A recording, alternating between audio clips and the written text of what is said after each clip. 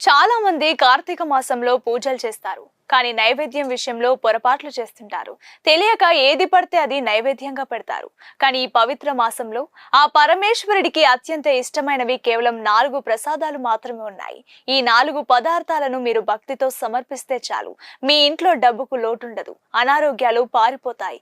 మీరు కోరుకున్నది జరిగి తీరుతోంది. మొదటిది పులగం. బియ్యం పెసరపప్పుతో చేసే ఈ సాత్విక ఆహారం శివుడికి పరమ ప్రీతికరం. ఇది నైవేద్యంగా పెడితే ఇంట్లో ధన ధాన్యాలకు లోటుండదు. రెండవది దద్దోజనం. శివుడు అభిషేక ప్రియుడు.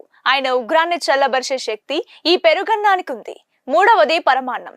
పాలు, బెల్లం, బియ్యంతో చేసే ఈ తీయటి నైవేద్యం ఆనందానికి, ఐశ్వర్యానికి సంకేతం. ఇది శివుడికి పెడితే మీ కుటుంబంలో నిలిచిపోయిన శుభకార్యాలు వెంటనే జరుగుతాయి. నాలుగవది అరటిపండు. పైన చెప్పినవి ఏవి చేయలేకపోయినా భక్తితో ఒక్క అరటిపండును సమర్పించినా చాలు. ఆ బోలా శంకరుడు